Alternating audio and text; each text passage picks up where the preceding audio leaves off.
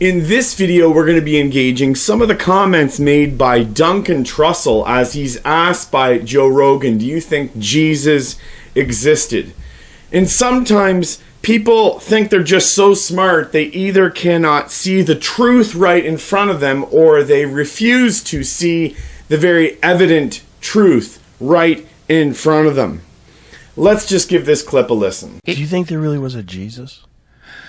Well, I think, I read that controversial book by Reza Aslan about Jesus. It's pretty good. It's called, oh, geez, Jamie, I'm sorry. I don't know the name of it. I'm so dumb, man. I can remember what books say, but I can't remember their titles. But yeah, he says, apparently there are references to zealot.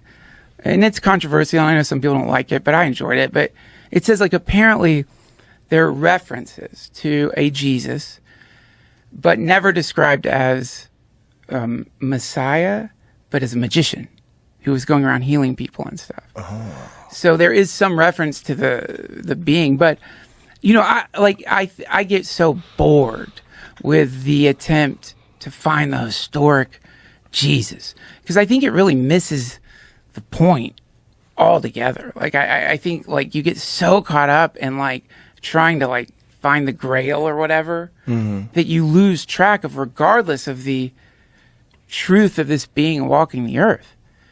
Does it change the substance of the parables and their referencing of some realm, a transcendent realm? So to me, I don't care if just a lot of smart people who are trying to convey an ancient cosmology created a character to embody that. Because I don't think to me, that's not the point. I know for a lot of Christians it is, and I don't mean to offend y'all. It's just, I'm sure any Christian out there, if you're not wrestling with the Bible anyway, you should wrestle with it. It's meant to train you and get in your head and grab you and confuse you. And then it's an amazing work.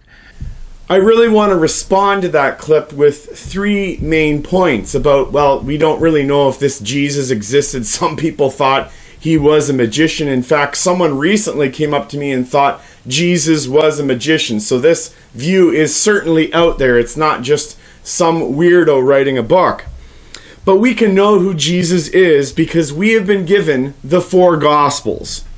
We have four Gospels: Matthew, Mark, Luke, and John. And of course, who would you go to if you wanted to know the truth about someone? You would go to the people that know that person the best. And in this case, you would go to the disciples or the apostles of Jesus Christ. We know the Gospel of Matthew was written by Matthew. He was an apostle of Jesus Christ. Mark, we know, was a follower of Jesus Christ and leaned heavily upon the Apostle Peter for his gospel.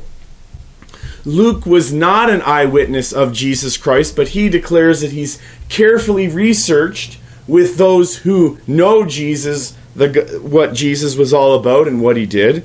And we have the final gospel, the Gospel of John, who was the beloved disciple who knew Jesus very well. So if you want to know who Jesus is, what he was all about, stay away from books like The Zealot.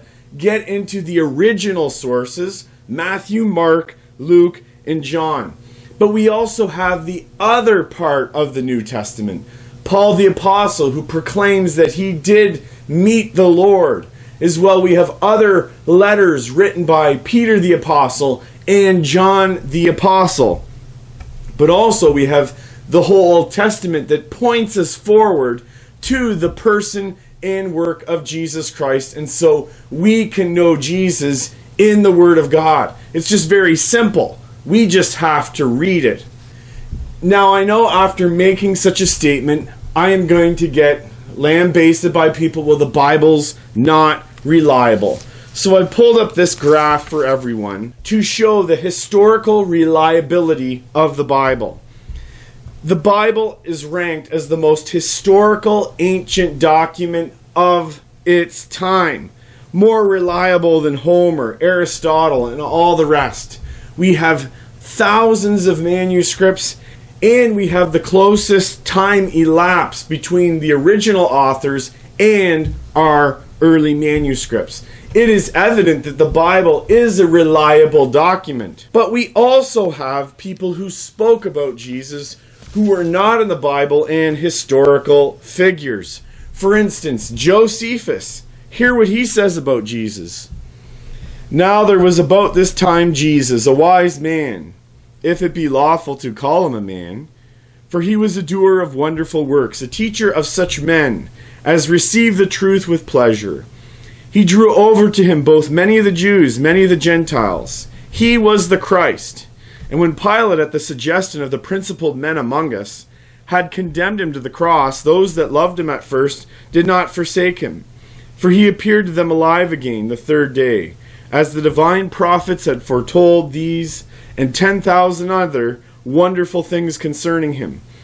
And the tribe of the Christians, so named from him, are not extinct at this day. And so here we have the faithful witness of the Bible that declares who Jesus is. We also have other historians that speak about Jesus Christ.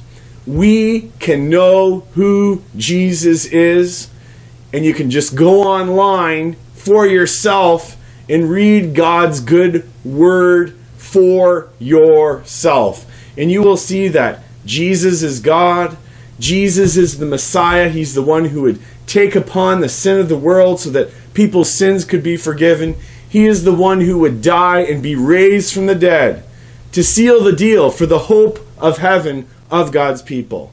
So all you have to do is trust Christ and his work and get into his word, the Holy Bible.